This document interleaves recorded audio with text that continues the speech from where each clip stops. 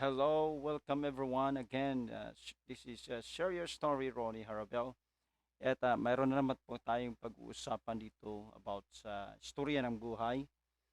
Dahil po ang bawat kabanata ay patuloy na nandyan. Pero lagi po nating tatandaan na may Diyos po na patuloy na tumutulong po sa atin. At siya po ang ating pag-asa. At sa kabila ng lahat ng mga sitwasyon, may gagamitin po talaga ang tao, no? Na talagang tayo tutulungan ah, para po tayo kahit papaano, 'di ba? So sa araw na ito ay aki pong i-share lang po ang buhay ng mag-ama, no? At na isang ah, stroke victim at saka kanyang anak na lalaking 17 years old na PWD. At simula po ng one year old ay talagang nandun po yung sintomas ng sakit hanggang sinabi ng doktor sa kanya ay wala na. So sa araw nito ay we will talk about this. At ito po ginamit ng Panginoon po si Daddy Frankie. Okay, yes. Maraming salamat po sa kay Daddy Frankie na tinulungan po ang isang mag-amang ito na talagang wala na po magawa sa buhay kung hindi po sila talagang tutulungan.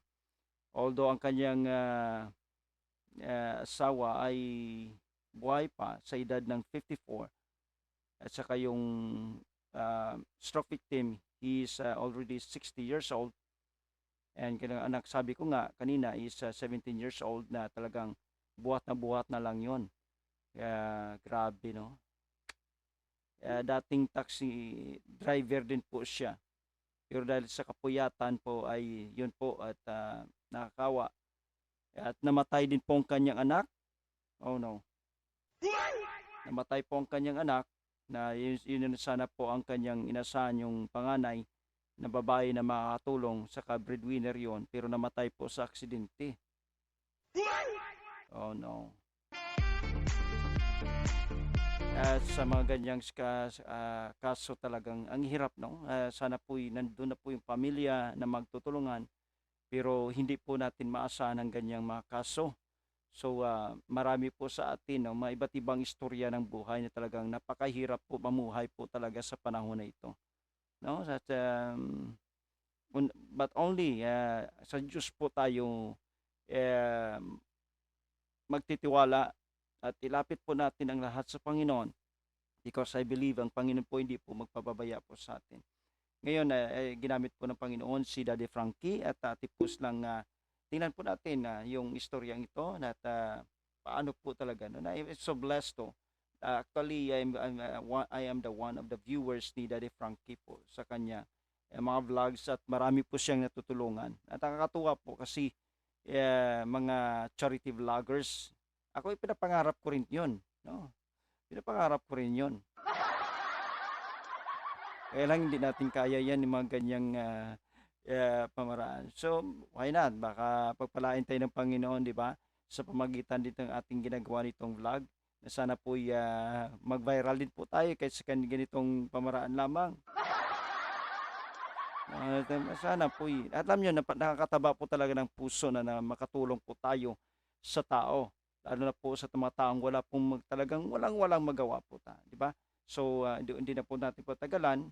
At ito po at sabi ko nga kanina ay tinulungan ni Daddy Frankie ang stroke victim, no? Stroke na ama at yung DPW DP ang PWD, no? Mayroon pong D. Pasensya na po kayo. PWD. But mayroon pang D ito. Alright. So, teka muna, tanggalin ko yung D na ito But mayroong D. Okay, sige. Ayan. So, tinulungan ni Daddy Frankie ang stroke na ama, stroke victim, at PWD na anak. So, tingnan natin at ito yung istoryang ito. Napakaganda at talagang ma-amaze ka. Okay? Maraming salamat, Daddy Frankie. So, ngayon ay ating po panoorin. Right. Stay nila sa dulo yan? Opo, minsan kinakarga ko po, minsan pag kinakain ko, dyan kami. Tulog?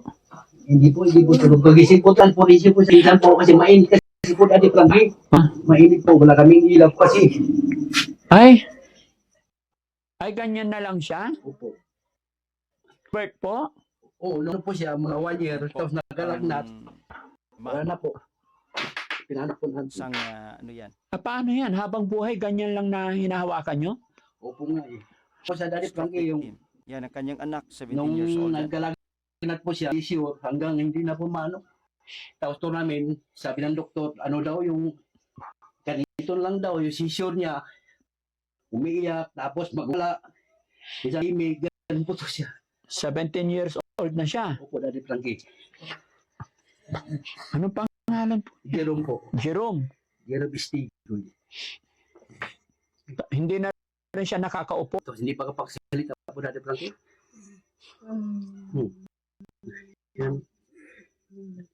Kawawa naman. Ay, yung misis ko, tinda siya eh. Kasi pag hindi ba siya magtinda, dapat makimakain. Wala kayong makain. Oo, Daddy Frankie. Hindi talaga, hindi ko kaya pag ano eh. Sukdit ako. Yeah. Yung asawa ko kasi siya lang naghanap buhay. May magbigay sa akin kapatid ko, may mga pamilya din po. Mm-mm. Parang pinipiga ang puso ko habang nanonood dito Tama lang po. Mabuti nakakayanan mo pang ganyanin. Mga po, lalaban ko lang po to. Anak ko po. Oo. Talagang hanggang Nyo upo. Pero 17 years, inaalagaan nyo mula noon hanggang ngayon, ganyan siya. Ilan po ba anak nyo, tay? ano po, yung isa po namatay, panganay kong babae. Tapos isa sumunod sa kanya, nandiyan po sa bayan, nakatira na po sa pamilya. Bakit namatay yung anak niyong pangalan? Hindi sa motor. Yung wala ng breadwinner namin kung makatapos yun. Si kanya rice ko, namatay siya. Kaya lang siya ang breadwinner. Kaya lang kumakain din siya ng solid food. Opo, kumakain naman po siya. Tapos tubig kailangan sa kanya lagi, tubig. Sinusubuan nga lang. Kahirap yung ganyan, tay. Mahirap talaga dati. Dasal po sa Panginoon na sa nga po ako. Hindi ko kaya na sulat ginabag ano ganito. Oh, Lord God. So nakita po natin kalagayan po ng sitwasyon ng mag-ama. So hindi po ito biro na sa kanilang pamumuhay. Minsan alam nyo kasi hindi patas ang panahon. Hindi natin maasahan, no? Hindi natin inaasahan na mangyari ganitong sitwasyon. Kaya ako'y nagpapasalamat din sa mga talagang may mga tao talagang bukal ang puso na tumulong. Katulad po, siyempre pinagpapala po si Daddy Frankie. Yan po ang kanyang desire na makatulong. At actually, marami po siyang tinulungan. So sana din po ay kung bigyan tayo ng pagkataon ng Panginoon na gawin ito, yung makatulong din as a charity vlogger. Diba? So masarap talaga ang tumulong at nakakabata, nakakataba ng puso, matagal ang buhay mo. Talagang grabe, no? So sana po ay nakapagbigay ito ng dulot ng aral po sa atin, no? So ito pa rin po ang aking desire. That's why this is now the serious story. Maraming salamat po at again huwag niyong kaligtaan na mag-like at mag-subscribe sa aking channel, and then you can comment whatever you wanted to comment. Sana po magagawa din po natin na makatulong din po sa iba. By God's grace. Okay? So, see you again for the next video. Pagpalain po tayong lahat sa pangalan po ng ating Panginoon. In the name of Jesus Christ. God bless you all. Bye-bye. See you again the next nating panibagong video. Okay?